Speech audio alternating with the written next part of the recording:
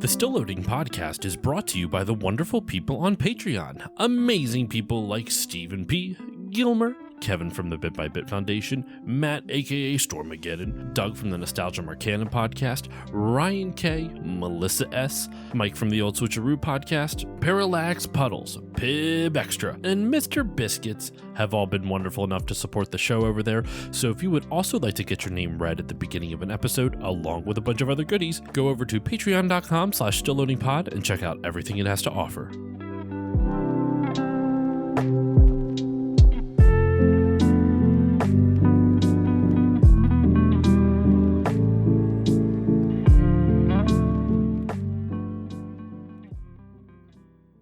On this episode of Still Loading, which video game character did the stork leave at your doorstep?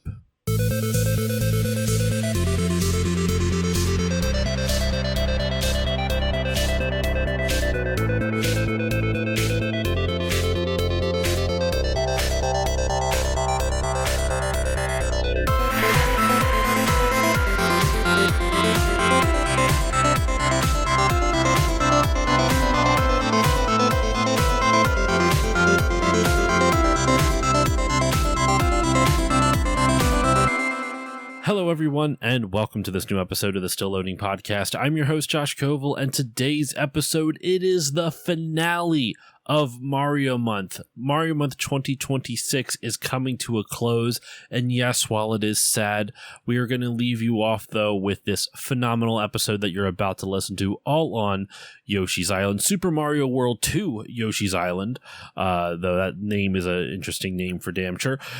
Joining me today, two wonderful guests that I have not had on the show yet this year, so we're rectifying that right off the bat, like in March here. Joining me today from the Remember 64 podcast is Dave Pietrangelo. Dave, how are you doing today? Hello, everybody. I'm good. I'm good. I had a busy day with the little guy. He was home from daycare, but I'm ready to go. I'm ready to talk about one of the games that actually reminds me a little bit of my my kid already, and I'll talk about that after. I'm excited to you teased this story off mic on Discord, so I'm excited to hear what this story is all about. But the other guest, we are not doing this episode alone. The other guest joining us is Eric Gess from the Unlockables podcast. Eric, how are you doing today? Josh, I'm doing fantastic. Thank you so much for having me back on again. I'm so excited. I love Mario Month. I love Still Loading. At this point, I'm a Mario Month veteran. And very, very excited to be back on for this episode specifically, and to be back on with Dave. I don't remember, was it last year or the year before? Dave and I were on for Mario Kart Super Circuit, and that was a lot of fun. So very awesome to be back with him. That would have been 2 years ago. It was 2 years ago, because Mario RPG was the previous year I was on with Matt. That's right. Oh, so yeah. Wow, time flies. Oh, time is holy jeez. Let's not think about that. Let's think about Yoshi's Island the last instead. the last time the three of us sat and talked about a Mario game, I didn't have a kid. Oh my god, Jesus. Yeah, I think I had two less kids. Crazy. I had two less kids. Oh, jeez. That's crazy. I still have the same amount of kid I have, but now they're 5. So the net change of children for this group of people is +3. It sounds like so. at least between me and Dave, yeah. Would you count 3.5 since my daughter is now she's physically more kid now? She's taller than she was. Yeah, 2 I think years so. ago. I think we can. Yes, I think that's fair. Yeah. That's funny. Well, before we get into this and before we get into yeah, and speaking of babies, before we get into this and before we chat about the our personal recollections with this game, I do want you both to answer the question I did in the cold open there. I should have primed you a little bit beforehand, told you I was going to ask that in the cold open, but I'm putting you on the spot right now. Which video game character would you want the stork to drop off to you if you had a choice? Oh, man. Dave, you go and go first. I got to think about this. Oh my god. Eric, your answer is Sora. Oh yeah, maybe for you. Yeah. Not necessarily. I had to think about it because I could choose to go in a different direction. I mean, can it be Yoshi? It could be. It could be. That'd be a good one. I'm not going to say no. You know what? I'm gonna go with that. Doesn't matter what color. I like all the colors. I think they actually look pretty. I like the variety. So it could be purple, it could be blue. Actually, my kid has a blue stuffed Yoshi, so I'll go with that. Or are you going to be a rebel and go with Boshi? The little baby with the blue Yoshi that shows up with the sunglasses, that'd be cool. That would be very cool. Oh, yeah. Let's do that. Yeah. Yes. Boshi is legit. You got it figured out. Man, I don't know why. For whatever reason, I mean, I could pick the obvious answer and say Kingdom Hearts character, obviously Sora. But when you first asked the question, Josh, immediately the first thing that popped into my head was Baby Solid Snake, and I don't know why. His cradle is just a cardboard box. Yes, it showed up in a cardboard box. Yes, and he'd be once he starts crawling, he's going to be very difficult to locate. So. You just hear like the alert sound like randomly throughout the house whenever he needs something. It's like on the baby monitor. Whenever he wakes up, it just makes the alert sound. So yeah, I don't have any rhyme or reason. That was just the first thing that popped into my head. I don't know why. It's good. We're riffing on this. That's a good answer. You can tell. Yeah, we can keep going if you want. Like I don't, for myself, I don't have a serious answer. The first thing that popped in my head was Master Chief, just because I want to see a baby in Spartan armor. Yes. Oh, that'd be great. Would he have a baby AI plasma Cortana sword with pacifier. him is the question. Oh, the plasma. Yeah. Oh, that's a good one. Yeah. That'd be funny. But all right, so now that that's out of the way, we should talk about Super Mario World and our personal histories with it. We can dive into that. I would normally send this over to both of you first, or one of you two first, but my personal history with Yoshi's Island is I played it for the show. Like I not just this episode, I beat it for the first time, I want to say like 5 or 6 years ago, and I enjoyed my playthrough of it.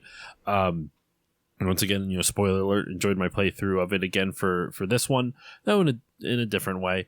But I played it 5 or 6 years ago just because I remember hearing about it on Retronauts and they were talking about how like beautiful the game is. And when I saw that it's a completely different style of game from Mario, I was intrigued, like from your normal standard run of the mill Mario. So I was intrigued and I gave it a shot. And that's pretty much my entire history with it. I don't really have much else to add to it, so I want to throw it over to you first, Eric. What is your personal history and recollections with Yoshi's Island? Yeah, so a lot of the times I'm playing older games for the first time when I come on and talk about games, but the Super Mario World 2 Yoshi's Island was actually a game that I owned for the Super Nintendo, and the Super Nintendo was my first ever video game console, so it holds a very special place in my heart, and Yoshi's Island holds a very special place in my heart, despite the fact for the longest time that when I played it, and I still preferred the original Super Mario World to it, and I still think I do to this day. I think the original Super Mario World is one of, if not the best 2D platformer ever made, and I will fight and die on that hill. I don't think when I was playing it back then I appreciated it as much as I do now, because I was playing it when I was a younger kid, but I didn't play it for a long time after that, after the Super Nintendo's life cycle had come and gone, move on to 3D games. I played it again for the first time in probably 20-ish years, a couple years ago as well, not for a podcast. I think it was just on the Nintendo Online Collection, maybe when the Super Nintendo just got added to that, or when that first came out, it was on there, and I was like, oh, Yoshi's Island isn't a game I revisited recently, so I went back and I played it, and I'm glad I did, because my appreciation for it definitely grew having played it all these years later, because younger me kind of looked at it as this thing that was like, oh, it says Super Mario World 2, but like it's not really like a traditional sequel to Super Mario World 2, because it's doing a lot of like different things. And I think I held a little bit of a grudge towards it because of that. But after playing it, I have a much greater appreciation for like what they tried to do after it, and kind of like understanding the history of like Nintendo during this time when they were competing with Sega, and like the age of 3D was coming up, and the Super Mario team like puts out this game on the tail end of the 16-bit era, and it comes out, and honestly, like, spoiler alert, like it's an incredible game. It's up there with one of the best 2D platformers ever made, I think, in my opinion. Stars one of my favorite characters, Yoshi. Yoshi is my de facto favorite Mario character. I've loved him since I played him in Super Mario World. I always play as him for Mario Kart. So yeah, I have a lot of love for this game. I think I have more love for this game now than when I did as a kid, just because my ability to analyze video games has grown since I've done this podcast, and I realize like what an incredible piece of work that this game is. And when you take into account like the history of like when it came out and like what Nintendo was doing, and like it's got the Super FX chip, there's just so much like interesting stuff to consider with this game. So yeah, I absolutely love this game, and I love getting the chance to play it again this year for this show. I feel you on a lot of that. There's so much to love. There's so much to love about this game now. Like almost like the older you get, there's a lot of like beautiful creativity they put into this. But we'll get into all that as we continue on our conversation. Dave, throwing it over to you for your personal history and recollections. Yeah, actually, it's not too far off from Eric's. This is one that, funny enough, as this is, I would put as one of my favorite Mario games and 2D platformers of all time as well. It's probably even up there as one of my favorite games of all time, but it's because it's nostalgia plays a part, but it's been a constant in my life. But oddly enough, as much as I played this as a kid, I never owned it. I remember borrowing it, but like borrowing for years kind of thing from one of my cousins, like one of those things. So I pretty much remember always having this, even though I didn't actually own it. But I think my cousin was kind of done with video games because he's a few years older, and he was just, I don't know, grew out of them or something. But my SNES was a very early console for me as well. And, it's hard for me to remember when I had my Super Nintendo in 94 compared to when I had it in 97, for example, because I was so young playing it. But once I had this in my hands, this game has been a constant ever since. I think I replay this game once every 2, maybe 3 years, at least once in each chunk of time like that. I've played this in any iteration that you possibly can, whether it's on the GBA, whether it was on the original Super Nintendo. I have the SNES Classic that had it on there. I've played it on NSO a couple times. I love everything about this game. There's a couple like small things as you look through it. You're like, yeah, I wish they did this, or I guess you could do that. But it doesn't matter. I just am always enjoying myself with this game. So many of the mechanics are different. It is so Nintendo that they follow up, like you said, Eric, one of the best 2D platformers of all time, which I think probably would have largely been said even at that time with this. It is just so drastically different in so many ways that it's just such a classic Nintendo thing to do. You know, like it's great. I really love what they did with it. It looks great. It sounds great. And it's still a constant in my life. I played it. It's one of the first games I played because it's so familiar to me while our kid was really, really young. He was literally sleeping on me while I played through most of this game just over a year ago, and then I played it again just a couple weeks ago. It's great. We'll get into all the little details and stuff like that, but this is it's sort of like an emotional pick almost, but it's been a constant in my life pretty much since release. This game, I absolutely love it. That's awesome. That's beautiful. I love hearing about, especially like I love hearing about games that can appeal to someone through different age, like different ages throughout their life, you know, like as a kid, as an adult. And I'm trying to think if there's any games like that for me. Like, what are there any games that I've played as a kid and now as an adult that like still means something to me? And I can't think of one off the top of my head, sadly. Like I would say maybe the closest would be like Ratchet and Clank. I think that's about the closest I can get to.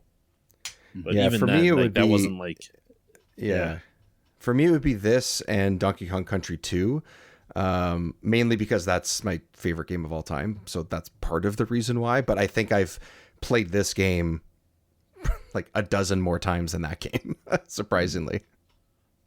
Oh, well, you know what, Dave? I already have a guest lined up for it, but I'm always down for a second. I am covering Donkey Kong Country 2 later this year. Yes, please. Interesting. Scheduling on the air. Here we go. Look at that. There you go. You're hearing it confirmed live, listeners. Now it has to happen. It's out there. Oh yeah, shit. Now it has to. Damn it. Now I have to make it work. Now it's confirmed. Now you have to play your favorite game of all time again. Oh damn it. Actually, you know what? Funny enough, the last time I played that, at least from start to finish, I've probably played Yoshi's Island like 4 times in that same time frame. Move over, Diddy. Yoshi's your new daddy. But all right, well, let's get into this. I'm going to start off the top of the episode with some fun facts and whatnot, or well, top of the discussion, I should say. Some fun facts on the game. The game that we're talking about, Super Mario World 2 Yoshi's Island, was just called Super Mario Yoshi's Island in Japan. It was released in Japan on August 5th, 1995, and in North America on October 4th, 1995. Originally, they actually had 2 different control schemes in mind. One was going to be for Mario and the other was going to be for Yoshi. They determined that would be too confusing. So they scrapped Mario's and just kind of stayed with Yoshi, and ultimately ended up obviously giving Mario like the power-ups that you see throughout the game. You know, the helicopter, the bulldozer digger type of thing, the oh my gosh, there's like another one. Isn't there like a fish one? I don't remember all the power-ups. Oh my gosh. I just remember the helicopter is the one that sticks out to me. He's like a sub. Yeah. That's what it was, yeah. Thank you. Yeah. So there's a train too? Yes. Yes. Oh, I love the train. Yes, there's a train. Yeah. Something that was also really interesting, and I want to kind of throw it over to both of you on this, because I looked up an interview on shmuppalations.com. Shout out to Shmuppalations. They do great work. They translate interviews with game developers from Japanese magazines over to English. So there's a lot of great stuff over there for like older Nintendo games, since we didn't get those interviews over here. Something that I thought was interesting, you know, with them deciding to have Baby Mario have transformations. The one of the just like deciding factors for doing that, I think, is a little questionable. And I'll explain in a second. So the quote is, the question the interviewer asked Miyamoto was, basically the interviewer was asking like, well, if you're calling this a Mario game, would it from a sales perspective make you like, from a sales point of view, wouldn't a game where you control Mario sell more? It would be more likely to sell more. And Miyamoto replies, yes, that's why we added the ability to transform into Super Baby Mario when you pick up a star. In fact, our first idea that the baby would transform into a fully grown mustachioed Mario when you got the star. But another staff member pointed out how that would be weird with the story, so we kept him as Super Baby Mario. Personally, I still like the idea of adult Mario running around is better. He still thinks that idea is better. And that's the end of the quote. I think that's weird. not like my question is like, what kind of logic is like, well, we know it's going to sell more if you can control Mario, so we're going to add like 5 segments over the course of like 40 plus levels where you can turn into where Mario becomes Super Baby Mario. That'll sell. That's our selling point. That'll get the kids to buy this Mario game, because you get to control Baby Mario for like 5 turns or whatever the fuck. I don't know. I just thought that was like a really weird. It felt like that answer was just kind of coming out of his ass a little bit. What do you guys think, though? Do you agree with me on that? Like, it just seems off. It does sound a little strange, because I mean, I don't know. I should look it up actually. I'm going to pull up something and see if there's any like ads specifically that might show that, but like it was never. That there's no way that would be like the primary selling point, for the game, that they would be like, oh, this is why you minor selling point. Yeah, like this is why you play this game. Like, no, it's not. I mean, I like those sections. I think they're cool. And I'm sorry, even though he says, look, dude's a legend, sure, no problem. But I'm sorry, I'd rather see Baby Mario with the cape. I think it looks awesome. And it's so funny. He has like a heavy diaper, like he just shit himself. It's great. I love it. And it like bounces around as he runs. His hat looks like it's about to fall off. The animation of it is exactly what I would want out of this. Whatever his reasoning is, what they did is near perfection to me. So whatever, Miyamoto, you uncreative bum, you, I don't know. Father of modern video games, bum you. How the bum dare you? Yeah, how dare you? No, I'd have to agree with Dave. I think that answer seems very much pulled firmly out of ass. Absolutely, because nothing on like the packaging or like any of the advertising that I've seen would indicate that was kind of a like point to try and sell more copies at all. If anything, to try and sell more copies in the United States, slapping Super Mario World 2 on it is an attempt to tie it back to that like very successful game. Although I wish they would have kind of stuck to their guns of that idea of having Mario turn into an adult like halfly. I just would have loved to see a mustache on Baby Mario. I think that would have been the just go that way. Right there. Yeah. I like that. Yeah, just slap the. But and to be honest too, until I like replayed this game again, I forgot that there were sections where like Baby Mario got the power up and would get off Yoshi. Honestly, like That's I always great. associate this gameplay with Yoshi, and I feel like at the point like Yoshi had become a pretty popular character that the calculus was that he could carry the game on his own. So I mean, yeah, I don't think if maybe like I'd love to see if Nintendo has any relevant sales data that would be like, oh yeah, including sections where Baby Mario got off Yoshi, like made it sell more copies. I think it's negligible. I think it's negative. I think that's not even like sales data that you can like quantify. So Yeah. Well, and they would never tell you anyway because it's Nintendo. They don't tell you all the data no matter like aren't That's they true, yeah. They're very secretive about all that stuff, right? And like this is like the time where they controlled distribution with the cartridges and blah blah blah. It's all this like they could have just lied right out of like could have firmly lied out of their ass as well. So there you go. Put a mustache on the baby. That's all I'm saying. That actually could have been pretty cool. Just like a really tiny one too. Like not like or maybe it would be the same size as when he's an adult, so it'd be huge. Be like coming out like right off his face. That'd be amazing. Yeah. Oh my goodness. Well, I'm glad we're all on the same page on this because I thought I had the same thought too. I'm like, this just feels like that's a dumb fucking answer. Yeah, of course Mario would have sold better. That's why we made Super Baby Mario. Okay. How about it's just you made a different way of playing the game for a few minutes? Like, what's wrong with that? It's just super goofy. The game was in development for 5 years, and some of the team members that worked on it the longest started right after Super Mario World shipped. The original visuals for the game were actually going to be closer to Super Mario World, but the marketing team wanted the visuals to look actually more like a game we just referenced a bit ago, Donkey Kong Country. And Miyamoto, and I'm putting words into his mouth here, he did not say this, but Miyamoto was basically like, F that, and just made it more cartoony. Even like he went even further into the cartoons. And that's why we get what we have here. I don't really have much else to touch on in terms of the fun facts that I can talk about right here. There might be like one other thing I can bring up once we get into some gameplay specifics. One thing I want to use as a transition into talking about the gameplay. And you know what, Dave, I'll start. I'm going to read another quote, but this one is from Takashi Tezuka. And I'm gonna ask you a question about it, Dave. So be ready. You're first up to bat on this one. I'm so ready. In Takashi Tezuka's interview, also from that Schmoppalations, it's a separate interview, but on the same page in the Schmoppalations. And I quote from Takashi Tezuka: "I've been asked before why we made a game with Yoshi as the main character. The main reason is that we wanted to make a Mario-style action game that even young children would be able to play. For that, the friendly character of Yoshi seemed perfect to us. I've also wanted to make a pure action game that used Yoshi for a long time now." End quote. So, on the surface, it's a pretty innocuous quote. You know, you hear stuff like that from game developers all the time. Like, oh, we wanted it to appeal to a larger audience. We wanted to blah, blah, blah, blah. It's stuff that you've heard that type of like, you know, marketing, not really marketing speak, but, ways to market the game.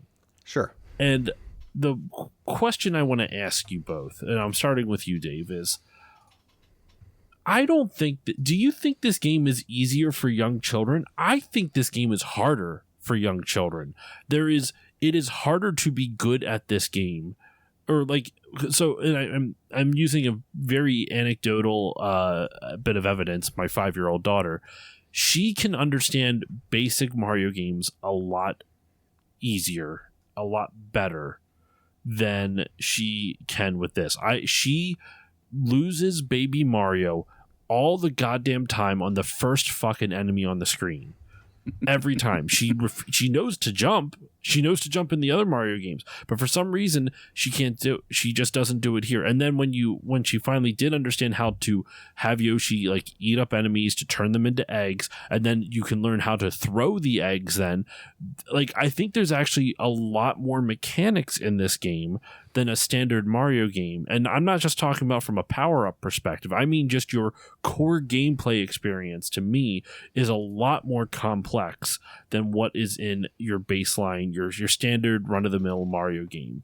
So that's what I'm asking both of you. Do you think this game is for young children, or do you think this is a little bit harder to grasp, I should say, for younger kids than like your basic, Super Mario Bros. Game? So I think like I was gonna go with like I'm trying to place myself at that time, which is really hard to do because it's over 30 years ago now that I first started playing this game. Which, yes, old. I think at the time I probably just dealt with it and I just figured it out. But my first inclination to answer that is, I think there's aspects of this game that are simpler, and I think there's less complexity in some of the platforming, but wrapping your head around the core mechanics of throwing the eggs, needing to bounce it a certain way, collecting some of the flowers and the red coins and those types of things like that, even just that, and the way that Yoshi jumps and how he double jumps, does the float and all that, like those things are more... They're just harder to sort of put together as a young kid, I think, in order to make it a more smooth experience. Super Mario World is not a simple game in the latter half of it. It's not easy, but the mechanics are largely jump from left to right and don't get hit and use the cape every once in a while, or the flower power up or something like that. This has maybe not the same type of power up idea, but I think controlling Yoshi on top of needing to manage baby Mario and figuring out how to use the eggs properly and throw them when and where you need to. I wouldn't say this is for young kids, but I can understand why it's appealing to kids. So yeah, I don't know. That's where I'd go with it. Oh, I'm with you on the appealing part. Before I make any further comment, Eric, what are your thoughts though? Having firsthand experience with this game and Super Mario World when I was a kid, when this game came out, I probably would have been like 6 or 7, maybe around then. So I had a pretty good handle on what was going on in Super Mario World. I was able to beat that game as a very young kid. I have memories of beating it as a very young kid. I was not able to beat Yoshi's Island. I found it much more challenging. I didn't beat Yoshi's Island until I came back to it later as an adult. Part of the reason, at least in my research and watching some videos and reading some stuff, the reason that they went with the direction of Yoshi's Island was that they felt with Super Mario World that game was kind of like the quintessential Mario game. It was kind of like the end result of like the series of Mario games that they had put out, Mario Bros 2, 3, and then Super Mario World was kind of like the culmination. They had like refined it so much that it was kind of like Mario in its purest form. And from there, they were like, well, we can't really do any more with Mario in this iteration and just making it like a traditional sequel to Super Mario World 2. So that's when they started kind of looking at Yoshi, and that's when like the redesign of the first 3 games came out, like the All-Stars collection, all that stuff.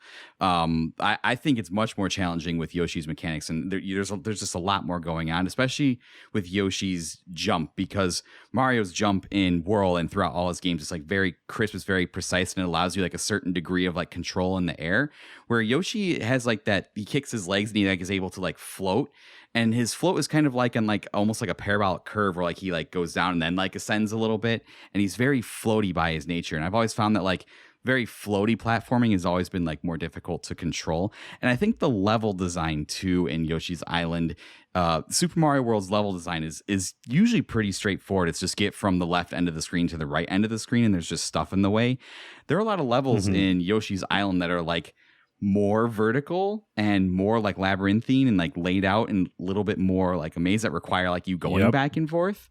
The cave levels, the underground levels are like mini, I wouldn't say they're quite this, but they're like mini Metroidvania experiences. You got to get the key and then you got to go back down to where you started and go from left to right again and go up and down. And like, I was like, oh, wow, this is, I don't think I appreciated that until much later for sure. Right. And as a kid, I think we take it for granted now because we've all been playing games so long, but like learning how to like orient yourself in a video game level is like a skill that you develop after having played tons of games. And yeah, like Dave said, the cave level specifically, I always found myself like really like turned around in those, or like levels where they make use of the helicopter and it turns into like this big open area and there are like different places you can go with the helicopter if you're trying to get all the red coins. So yeah, I think in terms of like traditional Super Mario World versus what they did with Yoshi's Island, there's just a lot more going on. And then you have to aim and hit things with eggs and the cursor's moving and line all that up and make sure you have enough ammo for your eggs, for lack of a better term. And then you lose baby Mario, and that's a unique like health mechanic that is different from most 2D platformers at the time. So Nintendo took a big swing with this one. Unique is a very kind word for that. Fair. Might be being fair. Different. We'll just say different. You both bring up really good points. Now, real quick, just so I'm not making it sound, so it doesn't make it sound, excuse me, like I'm shitting all over that part of the game. I actually don't mind the mechanic. I just can't stand that goddamn sound. The baby. Okay. This is something I have to talk about. Oh my god! This is something I absolutely have to talk about. Go ahead. Go ahead. No. You go ahead. Finish your thought. I got like a story associated with this too. My thought was finished. So if Josh's thought's finished, I want to hear this. So yeah. So I'll finish my thought real quick. I was just gonna say, I can't stand that fucking sound. I was half tempted to do the tagline just to be like, on this episode of Still Loading, you just hear the wah, wah, or have me do a rendition of the wah, this episode, thing. Shut up, Mario. I was tempted to like do on this episode of Still Loading, I've never wanted to punch a baby more. It made me so upset. If you did that, though, you'd have to not title the episode so people had no idea what you were talking about or referencing until a couple minutes in. Oh, my God. So, yes, I don't really have anything else to add to it. I can't stand it. I like the mechanic. I think the actual gameplay mechanic is really cool. It's a great way to have, for all intents and purposes, unlimited health, because as long as you get it back within the timer and then you don't get hit again, you don't get baby Mario hit again, so that way you don't lose them again, the timer recharges back up to 10, and obviously you can collect more stars, which will then do that. But sorry, Dave, go ahead and talk about what you were going to say, though, with this. Yeah, so I wasn't sure when this was potentially going to come up, but I've always thought about this because I never had like a magazine subscription, because I think my parents were probably like the people that went, well, I'm not going to get you a magazine subscription to video games. If you want to read, we can get one every once in a while, and you can, read your books that you need to for school. I dealt with it. It's fine. I had tons of magazines anyway, so I found a way. But I was a kid who always gravitated towards GamePro as opposed to like Nintendo Power, let's say, even though I only had Nintendo consoles at that time, like in the 90s. And what was great about that was I was able to look and admire and think about games that I pretty much have never played before at that time. And it was cool to see other screenshots and the maps of all these, layouts. Anyways, that's why I liked GamePro. I went with it. But I remember that I think it was part of their end of the year awards or something like that for, I guess it would have been 95 or 96. I don't remember exactly what it was. I wish I knew what issue this was. I should find it. They gave an award to the most annoying character or sound or something in games of the year, and it was Baby Mario's cry. And I remember getting so upset because I love the game so much, and I was like, what the hell? These jerks. Like, well, I thought I liked this magazine. Screw you guys. As like a 7-year-old or whatever. Like and then I always think about that because I'm like, why was I so upset? I mean, But if I read that now, I'd still be upset. Honestly, I'd be like, "What the hell?" Right. Because it's fine. I understand why. Like looking back, like I get it. Yeah, it's very repetitive. It probably doesn't need to be. It's pretty high pitched. Like I get it. I see that it's very loud. It's very loud. It's probably a little too overbearing. Like I get it. And then when we had our kid and he was having a lot of trouble sleeping, I was like, please don't sound like Baby Mario. Please don't sound like Baby Mario. I swear to Baby Mario. I swear to God, that's what I said in my own head. I 100%. That's so played funny. it through my head. So this like I said earlier, this is a constant in my life. This game. Yeah, it's me. I think I'm a little bit desensitized. I don't mind it as much just because I've spent hundreds of hours of my life listening to the low health sound in Kingdom Hearts, which is a sound that gives me also like very much anxiety, like nails on a chalkboard. And of course, I'm contractually obligated to connect everything back to the game that I love so much. Having played it now as a parent, I gotta say I appreciate the design choice and them sticking to it, because it does very much invoke the same feeling in me as when my child cries. It's very much like a urgency, like, oh, I have to rectify this now because I want this sound to stop. So kudos for Nintendo for like being able to, I don't know if that was their intention, but at least in me, having played it recently, now that I have kids and I'm in that stage and hearing Baby Mario cry, it evokes like some kind of like primal parenting urge in me. So like I don't know. That's just, I don't know. See, I wish I could have that in me for this particular game. But what I look at now, because I've played this so much, is that I need to make sure that this never drops too low so I can get 100% on this stage. That's where my head goes every time. Like, I need to play this to perfection. I can't do this. And it's a parallel because, but like, you know what? You never want your child to get hit in real life either. Because, like, if like that, it makes sense. I mean, he'll learn his lesson. Maybe it's going to teach you to be a perfectionist with parenting. Yes, you know? That's right. Yeah. Then you're going to be a great parent because you're going to be so constant. You're just going to start like feeding them stars in the hopes that they never cry. If I get him to his next birthday with no crying, he'll get the full completion for that year. Like, that's right, and he'll get a bonus you round and everything. Little, like, yeah. You ever have those little like puff snacks? You know, like those slightly sweetened like puff snacks that are meant for like toddlers, and they're star shaped. Yep. There you go. Oh, I have those. Oh my kid loves those things. Crazy. He loves them. Yeah, they're good, dude. They are good. They're great. Yeah, he gives them to me all the time, and I eat them. It's great. Yeah, it's awesome. Yeah, he had it in the back seat today when I was driving to the store. I was like, puffs. He goes, So yeah, it's a constant. Yeah.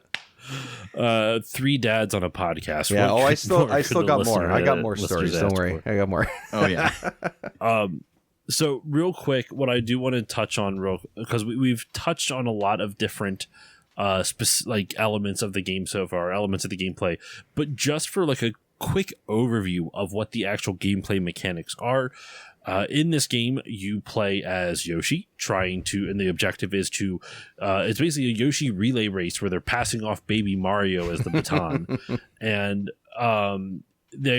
Baby Mario gets dropped by the stork, and you have to go and the Yoshis have determined we're going to take him to his brother, Baby Luigi. And we're going to get the brothers back together, and we're going to take them to their parents because the stork, I guess, was too drunk or something to fucking do the right thing. I don't know. Very Looney Tunes ass plot. So you have Baby Mario on your back, and you have to ride across the world and, you know, take him to his brother and get him to his parents. That's the objective of the game.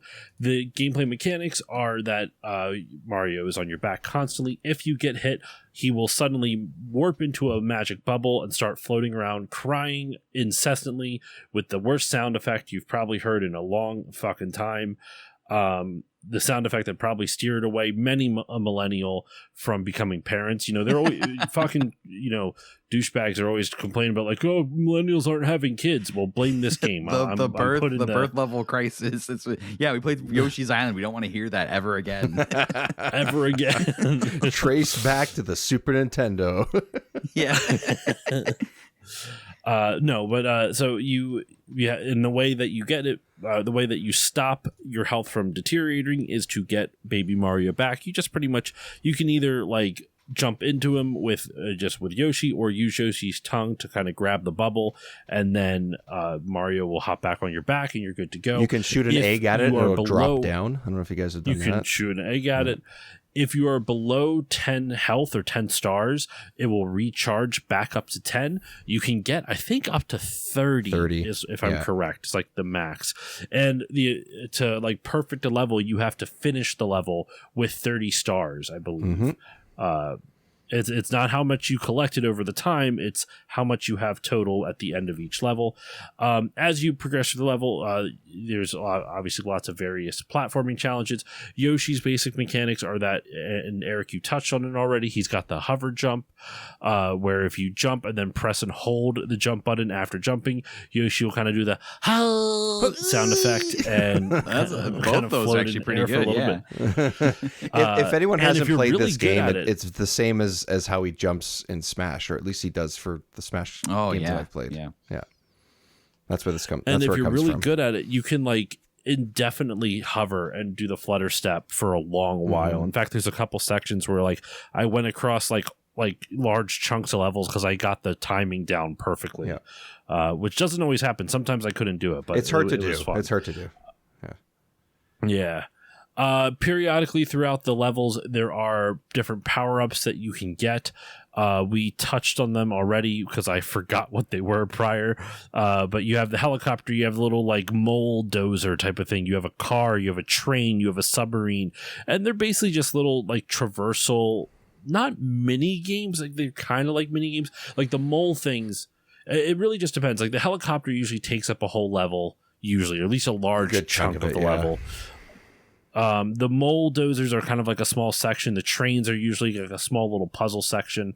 In each one of these power-ups, you have a specific amount of time that you can use them, unless you either grab another bubble with them in it and then it elongates it, or if you run out of time, then you just kind of warp back to where you first started when you first got the power-up.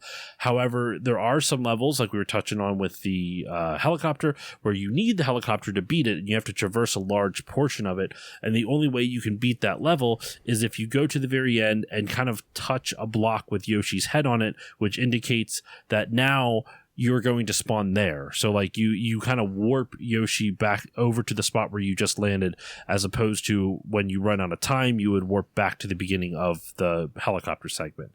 I don't know if that made any sense. I know both of you know what I'm talking about, but I don't know if anyone listening understands what the fuck I just said.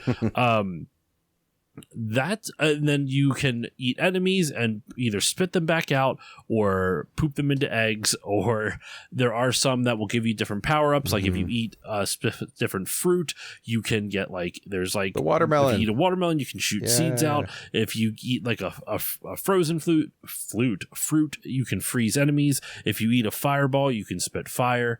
And that's for there's some other nuances, but that's pretty much it. When you can also throw the eggs, which we talked about a little bit already, where there's like a little aiming reticule, like a sight that kind of moves constantly.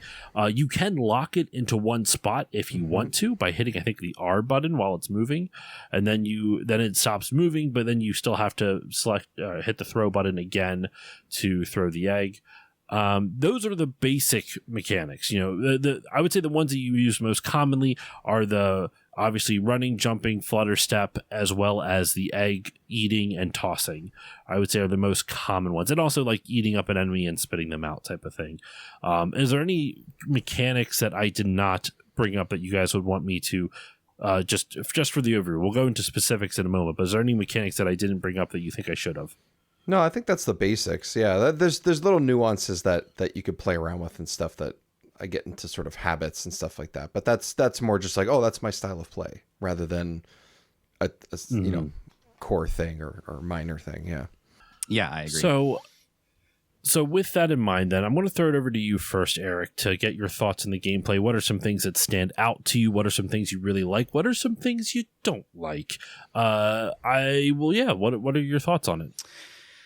Oh man, there are so many directions I could go with this. First of all, I want to applaud the choice by the designers to just kind of go in a different direction from the game that obviously launched with the Super Nintendo, or the type of game that launched with the Super Nintendo, and just basically kind of, even though it bears the title Super Mario World 2, like I feel like the gameplay with Yoshi is distinct enough to like really separate it and make it stand on like its own title, and really, like we'll talk about in Legacy, kind of like formed its own little like kind of genre separate from Mario. As far as like specifics, I think I have to just shout out to like how inventive I think the egg mechanic is, and how like well utilized that is like throughout literally the entire game, because it becomes kind of like this balancing act of like eating enemies, throwing eggs, making sure you have enough eggs. And like when you don't have eggs, like, yeah, you can still jump on some enemies, but a lot of enemies aren't able to just be like jumped on and defeated. That really is like the prime mechanic that really continues to resurface throughout a lot of the levels. And even they put like things in the environment where they're like, oh, there are clouds with like arrows on them, and you throw a egg at them and it like makes like a line of coins appear. Or sometimes it's not even a egg that's in your like egg inventory. It's like you eat a key and you got to run it back to somewhere. So I just think that whole like main kit of like Yoshi with like the eggs is like they kind of honed in on that. It's like, oh yeah, like Yoshi eats things. That was basically like his whole shtick in Super Mario World, and they were able to build like the entire game around that, while like removing 99% of the gameplay with Mario. So I just think that's a really bold choice, especially for a game that at that time, Super Mario World, was still really, really beloved, and to slap the name on it was incredible. I find the parts with where Yoshi turns into like all the vehicles a little bit more frustrating than the main gameplay. I enjoy the main gameplay first. I don't really enjoy the Yoshi vehicles as much. I don't know why. I just don't know if maybe like I just always run up against the time limit, or maybe I'm just like bad at it. I don't enjoy like that aspect of the game. I give them props for like trying something creative for that. I just always kind of like never enjoy when the vehicles come into play, because I just think it shifts it away too much from like the core gameplay, which is like carrying Mario and having the eggs and the float jump and stuff like that. It's really cool, and I love all the designs of like Yoshi turning into all of these vehicles. It looks hilarious. Like the mole tank, he's literally got like sunglasses. He's got the mustache. He got sort of like a really little mustache type thing too. Yeah, and he moves his little claws. Yeah. So I just think, given like the way that his gameplay and his kit works so well with like the way the game was designed, I love it. And the feeling of like just whipping an egg at a guy feels so satisfying, and especially when you like line it up perfectly and like hit the guy like on the move, or like anticipate it and like throw it where he's gonna be. It just it feels so good, man. It's like Sniper Yoshi. I love it. I'm kind of with you on the little vehicle segments, man. I feel you on that. I've also was never very good at them. I'm happy they added them and they tried something, just like you said, because it broke up the game pretty nicely. But they were more miss than hit for me. Yes. Though I do like the helicopter segments, surprisingly enough. Those were always fun for me. But in real quick fun fact, and thinking of those mechanics, one of the reasons they added so many mechanics to this game, like if you really think about it, this game is chock full of mechanics. Like there's so many different things you can do. There's two reasons they listed in the interview I read about the game. One was that this was the last Mario game on the Super Famicom / Super Nintendo, so they wanted to just go fucking hog wild. They wanted to just cram as much as they possibly could into this game. And two, it gave players more reason to revisit levels. And I think they really nailed that in this, because something that I know they talk about in Super Mario World is that in Super Mario World, there's usually like a red dot on a level and it's flashing to indicate, oh, hey, there's a secret exit here or something like that. And they always talk about how like, oh, we want our players to revisit the game, revisit levels, go back and play and explore more. But I don't know. I never do that with your, core Super Mario games, I don't normally revisit levels because I want to explore them. I might revisit them because I think they're just fun. You know, I like them, like just some of the gameplay elements in those levels or some of the challenges. But for the most part, I wouldn't go back to a level to be like, oh, can I explore this nook and cranny? And I do think there are gamers out there that do enjoy that, though. I understand that's a very much a me thing. With Yoshi's Island, though, I think it appeals to a different kind of gamer where it's like you see like the stats at the end of the level where it's like, how many flowers did you get? How many red coins did you get? How many stars did you have at the end of the level? And it kind of encourages you by having that stat, by having those things like to, you know, get a quote unquote perfect score for a level. It encourages at least me to be like, okay, I missed this. I might actually go back to try to find out where the rest of these are, because now they're like, I have an objective to it. The other Mario games, I don't think the world is like, the individual levels to me don't engage me enough to make me want to go back to be like, well, let me see this other platform that I might not have seen before.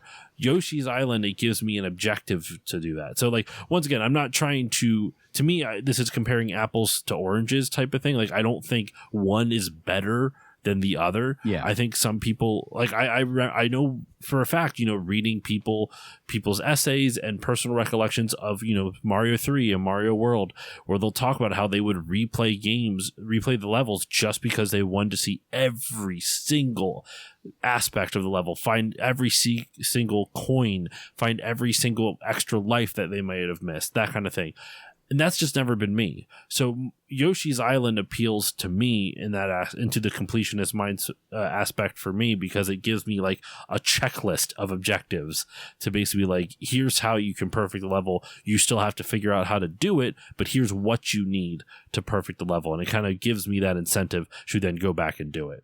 Yeah, I think like for me, the sort of checklist type stuff for the score at the end, normally for me, that's not my type of gameplay. Like, I don't want to see that I got a B or an A, or God forbid I get a D like my report cards. Like, I don't I really love since they sort of, I guess, quote unquote rebooted or made more like modern Ninja Gaiden games, like starting from Xbox to, you know, I think 4 is the one that just came out most recently. Like, they always give you scores at the end of the stages. I love playing those games, but I don't like that aspect of it.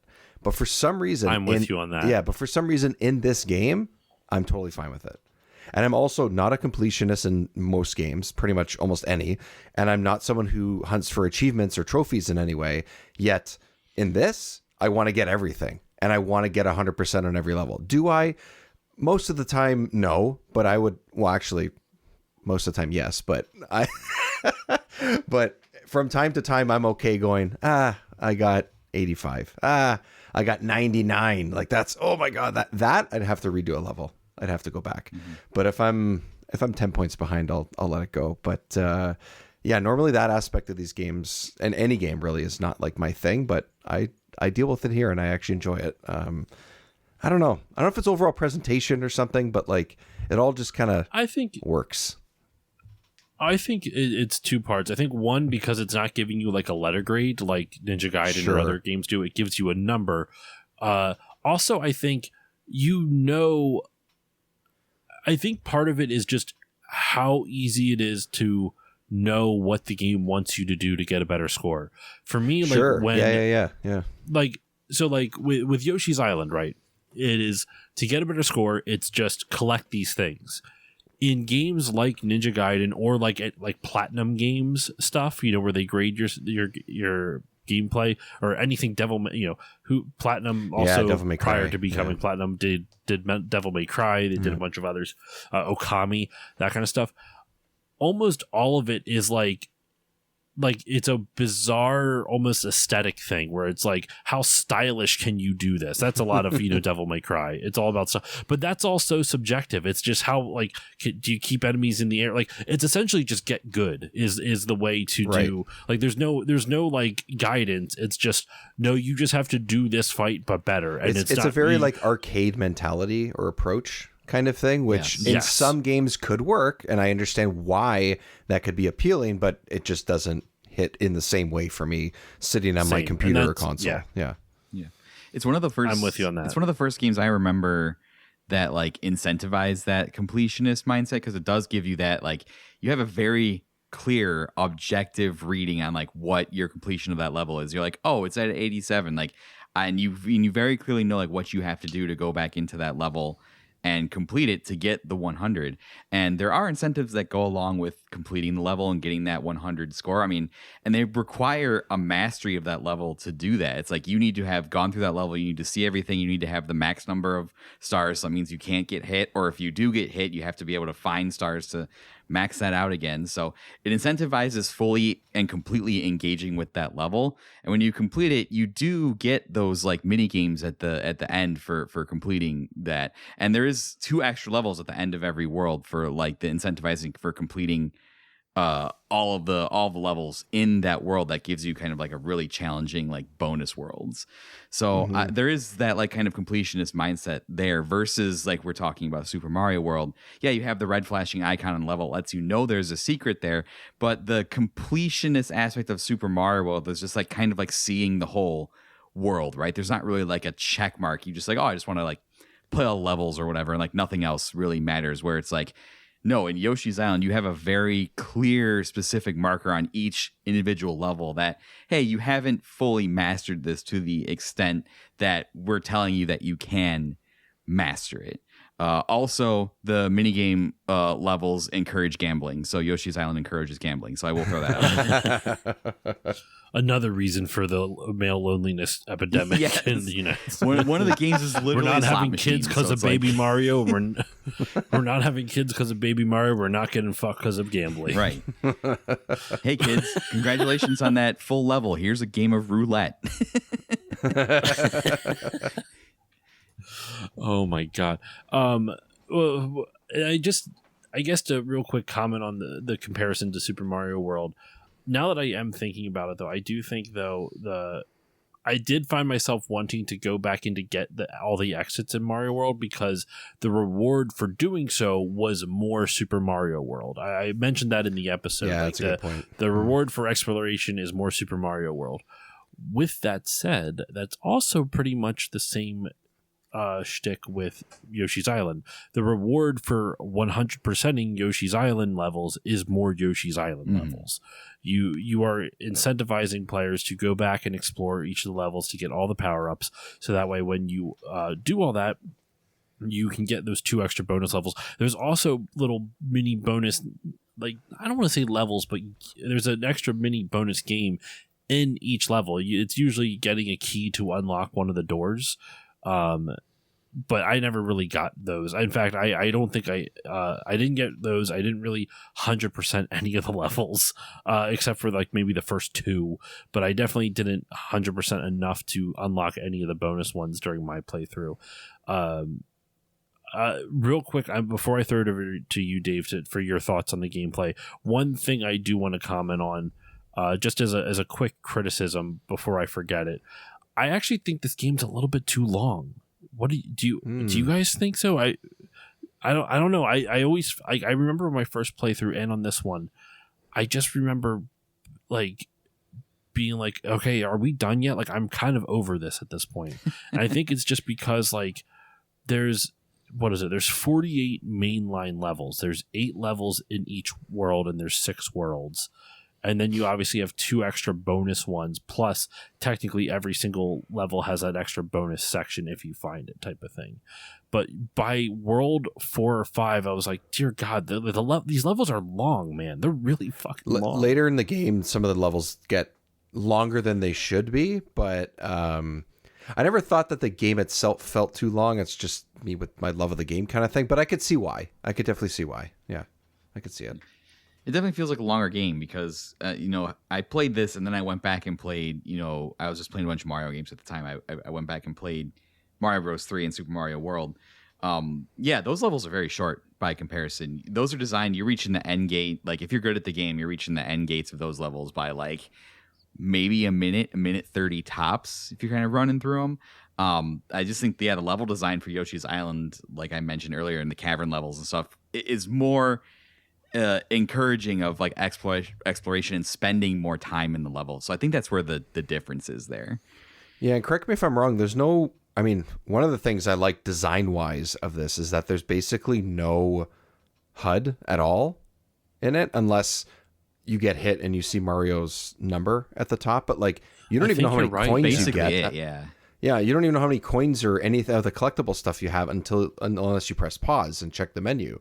But like, it's just the open screen with nothing else that pops up, and which is nice. Yeah, which is nice. And I think I don't know, it helps you focus more on what's going on or something. I don't know. I think so. Yeah. I never have to think about it as well, right? Like, as much as I want to 100% these stages, I'm not I'm not hitting pause when I play this.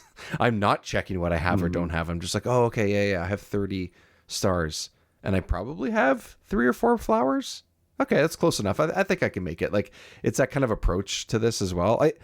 I don't know. I like those little design I think those little touches for me go a long way, at least. So, Dave, before I hijack any more of the conversation, I want to get you kind of, if do you have anything to add to your, because, you know, you've been commenting on some of the stuff Eric and I have brought up. Is there anything else you would like to talk about with the gameplay, though? What are your thoughts on the gameplay? Any things that jump out to you or things that you're not a fan of? There's a couple things where, like, I'm also usually, I think, Eric, you mentioned it previously, is like sort of like the floaty jumping to Yoshi. And maybe it's because I'm just used to how this game handles. It could very much be. It's really hard for me to go back to like the first couple times I played it and wonder if I thought that was a terrible way to control in a platforming game. I don't know, but I don't think so, but I could be wrong. But I don't mind it here. I'm fine with the floaty jump. I'm fine with, you know, the sort of hammock type like float that he does on his double jump. He kind of, like you said, he kind of goes down in a U shape and comes back up again. Like he's riding the wave kind of thing. I like very it. Good descriptor. Yeah, that's good. Yeah. You know, and he's like, I think so much of what appeals to me in this game is the small touches and sometimes large touches of the presentation. It could be the sound effects, it could be the music, but like even with that, when Yoshi's doing his double jump, he's like struggling. You know, he's got that sound like, but he's also looks like he's lifting something really heavy or something or whatever. Like he's strained. He's working so hard to save Mario. He's working they're doing all they can. Okay. This group of Yoshis are doing the They're best heavy they can. after a while. They're not light. Like I said, that diaper looks like it's got some weight behind it. Like, you know, like there's a lot going on here. Could brain somebody with that thing. That's right. You've been eating corn. real good fiber diet on this island. It's small things like that, you know, that I think go a long way for me. And maybe it's not always the most precise, but I do like that there's no clock in this. Like I mentioned, like there's no timer, so you can take your time in this. You don't need to get to the exit as quick as possible. If you think and notice that you might have missed something, for the most part, some doors do get locked, especially in the castle stages.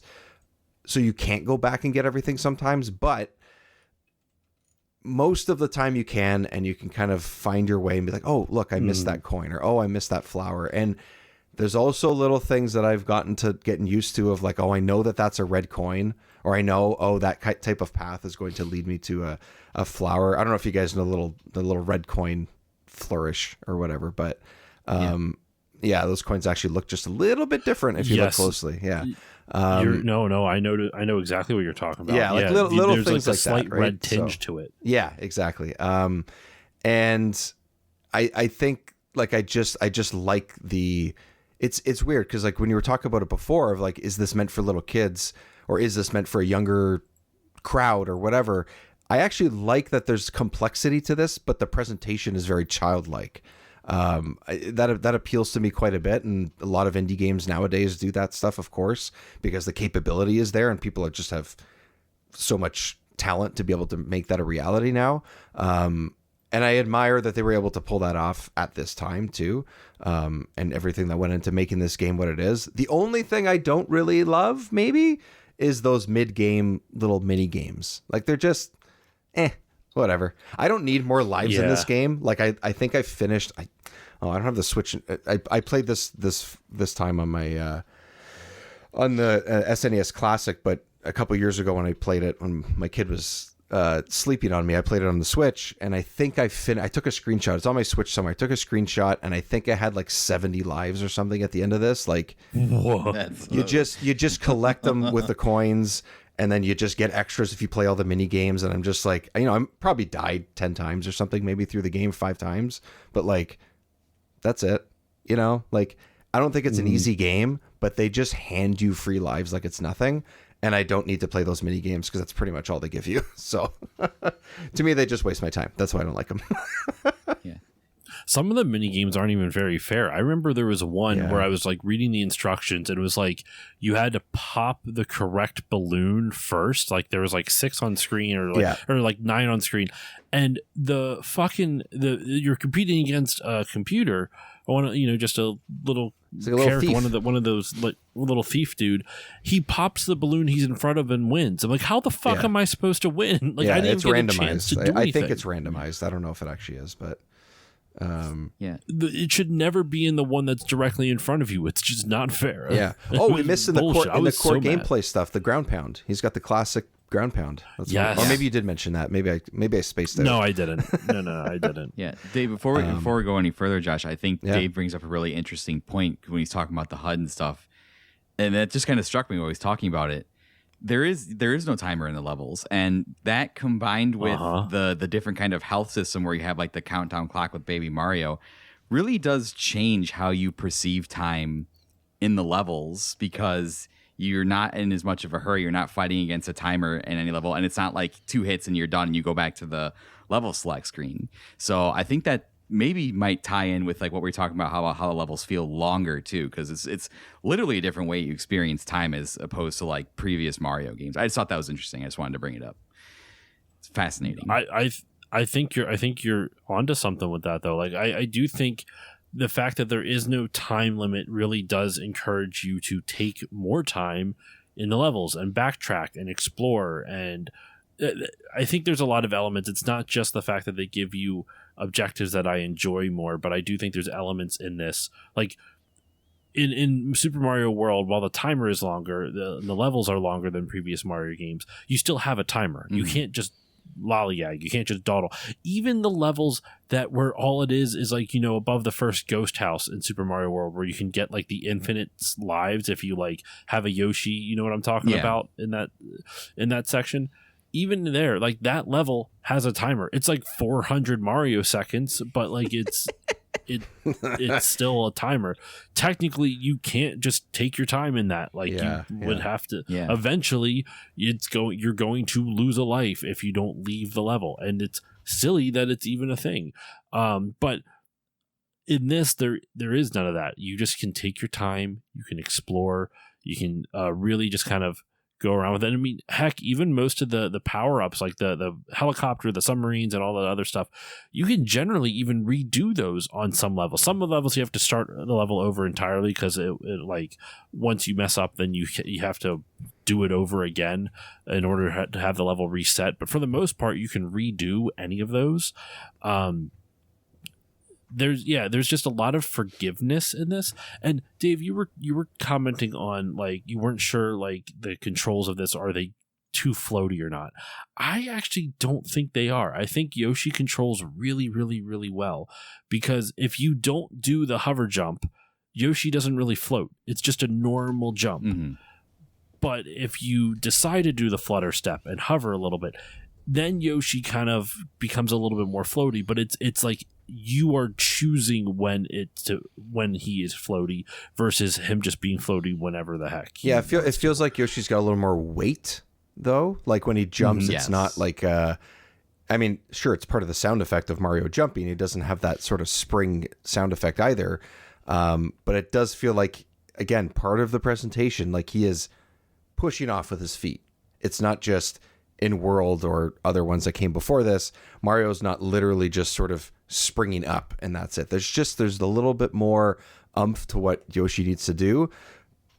for various reasons. It just could just be a flourish or whatever. But like, if you want to look at the lore of the world and a full diaper and a kid on your back, or whatever you want to call it, like I just feel like those little things are just, you might not think about it in the moment, but us having a discussion like this, like, yeah, that's awesome. But you're right, it's not entirely floaty necessarily on that jump, but he does kind of need to come to a bit of a running stop, kind of like Mario does also in World and stuff, like those little things too. He does it in a similar but also slightly different way. Like, it's just those little touches. I could talk about the presentation of this game probably for just as long as we've just been talking already. So yeah, and I may have come across as harsh on the floatiness when I first mentioned it. That was not my intention at all. What the hell, man? Yeah, no, I apologize. What are you, a GamePro reviewer from 1995? Like, what is this? Very clearly, yeah. I'm very harsh when it comes to my platformers.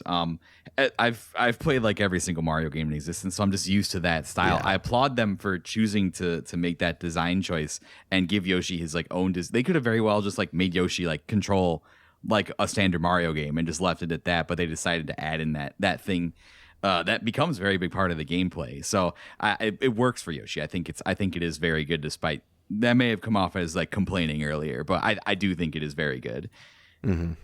I was looking up because we're talking about the timer thing, looking up speed runs, because there's no timer and because the levels like you guys were just mentioning are not necessarily designed to necessarily go from left to right as quick as possible, especially if you want to collect as much as you can. If you 100% the game, but also do it as quick as possible, it still takes almost 2.5 hours for according to speedrun.com, at least, the fastest time. Yeah, the fastest time is still 2 hours and 21 minutes if you 100% it. Wow. Which interesting. It's kind of, it feels like it's like, because usually like times like this are like, oh, they did it in 13 seconds or they did it in 13 minutes or whatever in this giant game. But if you want to collect everything and go from A to B on every single stage, to me, that sounds a little bit long, not in a bad way, but just interesting because it's that type of layout, that type of format and method and all those types of things. So I thought that was kind of cool. Interesting. The speedrun for this game must be challenging because I would think that because at the end, like if you collect the flowers throughout the level and you jump in the ring and it goes around and you land on a flower, you get like that bonus stage. I feel like the bonus stage would just waste time. You would definitely want to like skip that for a faster time, so you wouldn't want it to land on the flower. Yeah, it doesn't say if that's included. It just says you click on no warps. I guess there's certain warps, or I guess those are like glitches and stuff like that. I'm gonna check out a and 100%ing it. Yeah, that's cool. Yeah, it sounds cool. Yeah. I was gonna say, in thinking of that too, like of the weight of Yoshi. One, I wonder if it's teaching us physics. An object in motion tends to stay in motion or some shit like that. Like sure, Yoshi's Island just teaching us physics. Besides, also making us celibate. I like this common thread we found. No, but Yoshi's also deceptively fast. Like, you always think of like, during the 16-bit era, Sonic is the fast one. Mario's very fast too. Like Mario's like runs crazy fast, and Yoshi runs really fucking fast. Like if you watch speedruns of this, like you were saying, Dave, it is wild seeing the flow state that runners get into for this game, where they just can seem to just string together these insane like tricks and combos and all the different things they can do. It's nuts, man. Like it's really cool to see. But it's Yoshi is just it. I think one of the reasons this game just works really well is that Yoshi just controls so goddamn like fluidly so well. Like it is so fun just to like.